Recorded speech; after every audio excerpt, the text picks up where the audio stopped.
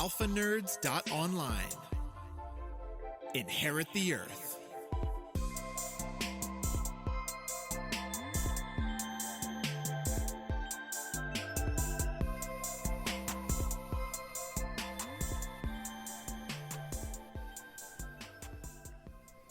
Welcome, AlphaNerds. I am the host, Nash Carey, and we have a fun show in store tonight. If you're downloading past episodes to see how we got here, well, I hope you've been entertained. If you've found us with a Google search of Dungeons and Dragons, then you're also in for a ride, because this is something that might surprise you. However you found us, I hope you stay and take a load off for a while. Please understand, this show is 100% interactive. And if you're listening live, you can call in, text, email, or even use a chat feature to interact with the show. If you're not listening live, this show airs live Wednesday nights at 9 p.m. Central Time. If you want to call the show to support or chime in, the phone lines are open. If you get a busy tone, just keep calling back. We will do our best to take you sometime in the next 90 minutes. I suspect we'll have some friends, maybe some family calling tonight to show their support for this cause. To get in, you dial 405-534-4747. Again, if you didn't get it the first time, that's 405-534-4747. And Annie will go ahead and put you in queue. We also have a text line. Our text line is 405-896-2865. That's for those who are ready to talk to us, but not quite ready to be on the air or chime in on the phone lines. For now, let's just keep it to those two ways to interact with the show, but we will open up more as time progresses. If you want to email us and respond to something in the podcast, please email at nashc@alphanerds.online. Let me tell you what the email's for. Email is the best way to interact if you are listening to this not in real time. So if it's a Monday morning on the way to work and you have something you want to talk to our show about, this is the way to get a hold of us, through the email. We'll have a tendency to read them at the beginning of the show, as we will tonight. And to make sure to like and follow us on both Facebook and Twitter. Okay, to start this show off, let me give you information about who I am. My name is Nash Carey. I'm a fully disabled PTSD combat veteran who is married to my co-host and producer, Annie Carey. Hey, We live in Oklahoma City, Oklahoma, and she's going to Wibberley School of Religion at Oklahoma City University, where I just completed, and we are broadcasting live from our humble abode.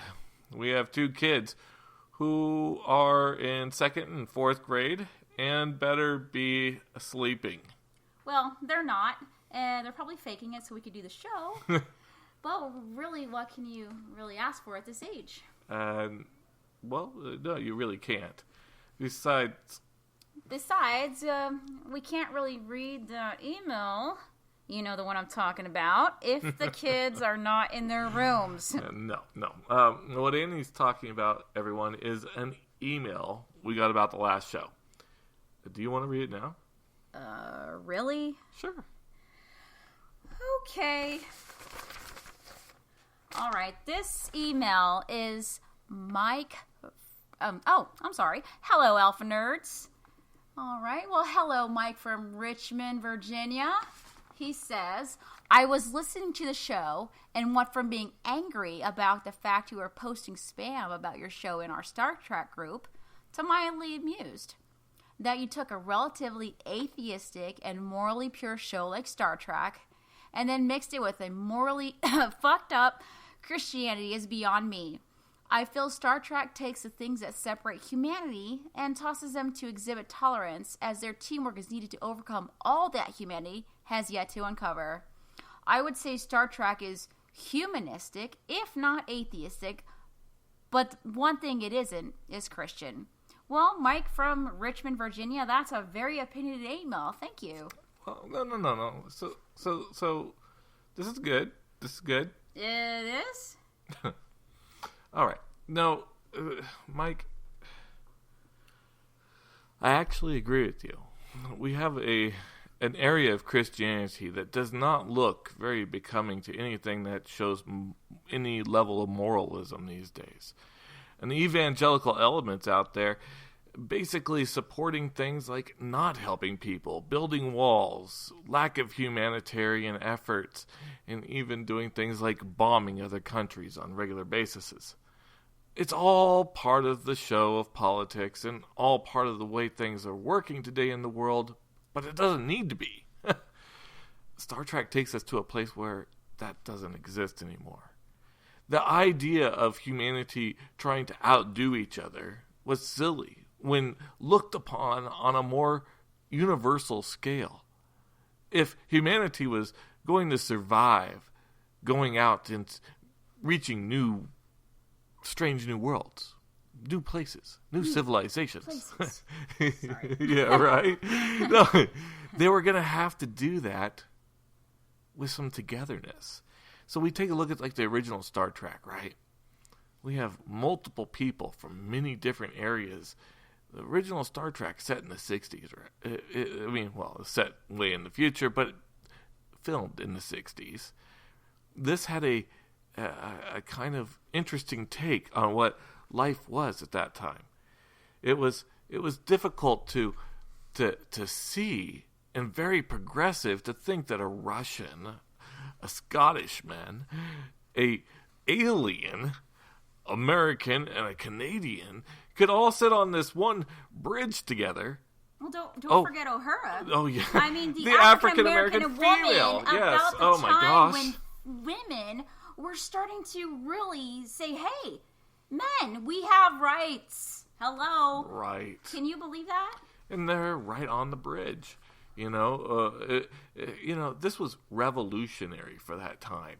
We got an opportunity to kind of see Star Trek in a new way, okay? We got to see the future in a hopeful way that didn't divide humanity. And I believe Christianity, the Christianity that you will get to know by listening to this show, and getting to know as we get deeper into things. It's going to take a long time for us to get there. But the Christianity that we're going to be presenting is about tolerance. It's about togetherness. Now, sure, the show also, the TV show also has imperialism as very much a piece of the future. And we all know, or at least I think we all should know, what Jesus felt about the Roman Empire. It's that kind of context that really doesn't make this very good at comparing apples to apples. This is apples to oranges. But we do have some very powerful, moralistic, and even Christian views that's hidden amongst the philosophies of Star Trek. It's great that we're actually getting some response back to these Star Trek groups.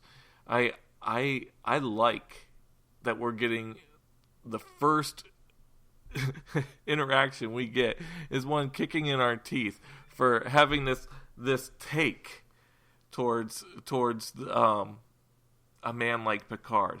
But we hope that we didn't offend you, because that's not what we're about. We're here about inclusion, the idea of what Star Trek is about. I think that was a great take, Nash. I mean, honestly, it probably is better than the one I would have given. But here we go with another email. This is Rhonda from Oklahoma, and she says, I like the idea of the show, but is there any intention of doing a Star Wars episode? Ooh.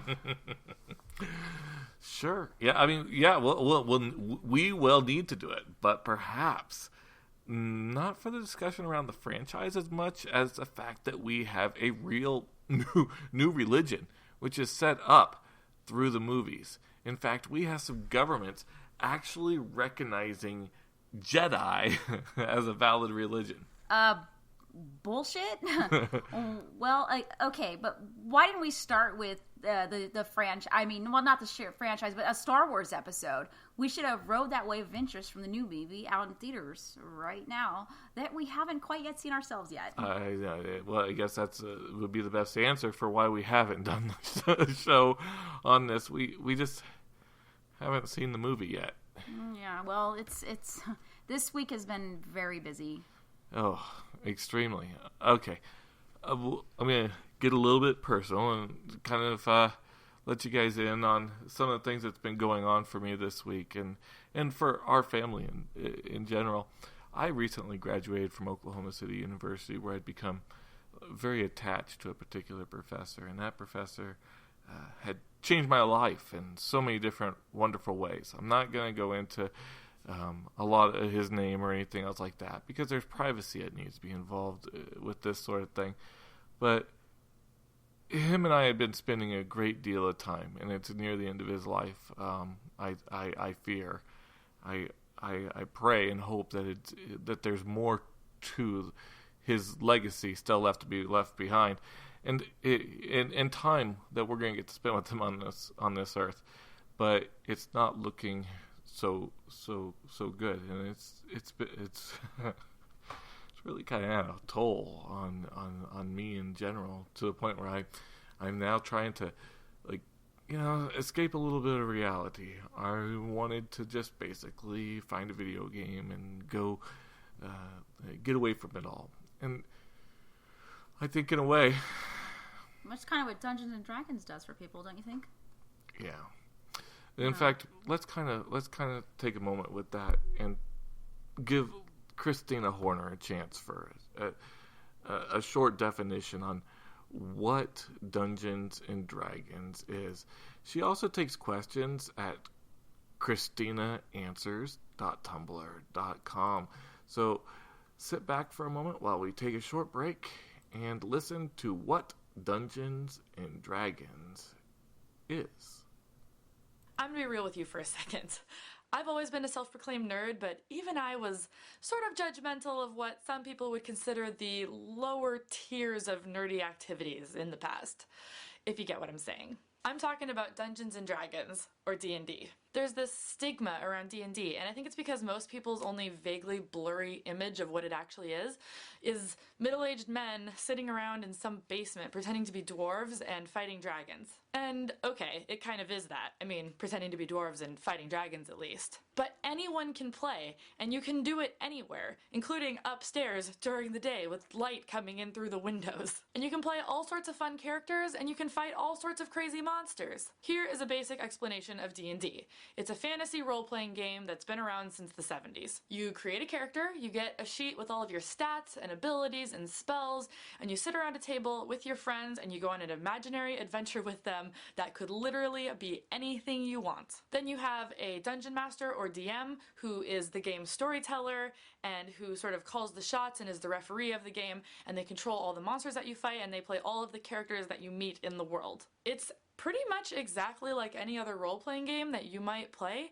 It's actually a lot like World of Warcraft or Pokemon or any game like that, except that instead of locking yourself in your room and playing on your computer or a DS or something for hours, you are interacting with real people and engaging socially with people. This makes me beg the question, why is this considered the nerdiest of the nerdiest when it's way more social than playing a normal video game? Also, if you play D&D with the right people, you can almost make it kind of like a party. You can make food to match your game's theme, you can play fantasy-based Pandora radio stations in the background, and you can go buy miniatures and dice sets to match your character's personality, although that might just be something that me and my female friends do because we're dorks. There's obviously a lot more to D&D, and if it sounds interesting to you at all, I really encourage you to go look into it yourself, but in the meantime, maybe give the game a break. You might like it.